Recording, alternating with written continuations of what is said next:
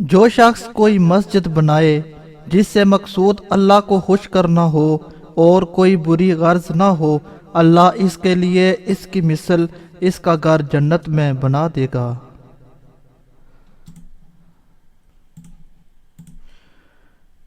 جو شخص اللہ کے لیے مسجد بنائے گا، اللہ تعالیٰ اس کے لیے جنت میں ایک گھر بنا دے گا جو اس سے بہت لمبا چوڑا ہوگا۔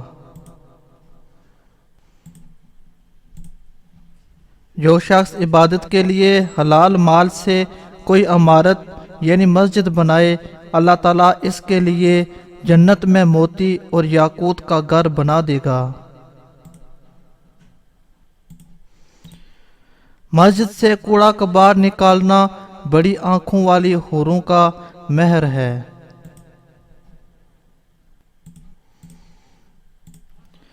جس نے مسجد میں سے ایسی چیز باہر کر دی جس سے تکلیف ہوتی تھی، جیسے کوڑا کباڑ، کانٹے وغیرہ، اللہ تعالیٰ اس کے لیے جنت میں ایک گھر بنا دے گا۔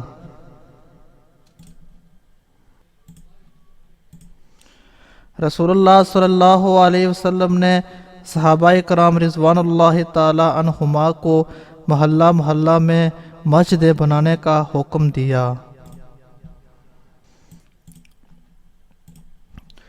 جب تم کسی کو دیکھو کہ مسجد میں خرید و فروخت کر رہا ہے تو یوں کہہ دیا کرو، اللہ تیری تجارت میں نفع نہ دے، اور جب ایسے شخص کو دیکھو کہ کھوئی ہوئی چیز کو مسجد میں پکار پکار کر تلاش کر رہا ہے تو یوں کہہ دو، اللہ تیرے پاس وہ چیز نہ پہنچائے۔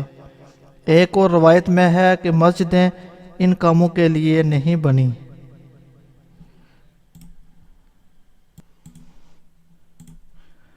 مسجد کو راستہ نہ بنایا جائے، اور اس میں ہتھیار نہ سوتے جائیں، اور نہ اس میں کمان کھینچی جائے، اور نہ اس میں تیروں کو بکھیرا جائے، اور نہ کچا گوشت لے کر اس میں سے گزرے، اور نہ اس میں کسی کو سزا دی جائے، اور نہ اس میں کسی سے بدلہ لیے جائے، اور نہ اس کو بازار بنایا جائے۔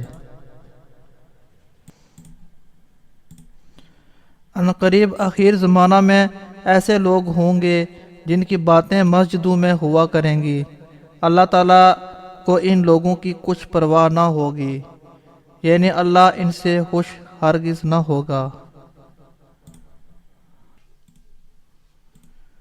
جو شخص جماعت کی نیت سے مسجد کی طرف چلے تو اس کا ایک قدم ایک گناہ کو مٹاتا ہے، اور ایک قدم اس کے لیے نیکی لکھتا ہے، جانے میں بھی اور لوٹنے میں بھی۔ تم ان بدبودار ترکاریوں یعنی پیاز اور لہسن سے بچو کہ ان کو کھا کر مسجدوں میں آؤ۔ اگر تم کو ان کے کھانے کی ضرورت ہی ہو تو ان کی بدبو کو آگ سے مار دو، یعنی پکا کر کھاؤ، کچا کھا کر مسجد میں مت آؤ۔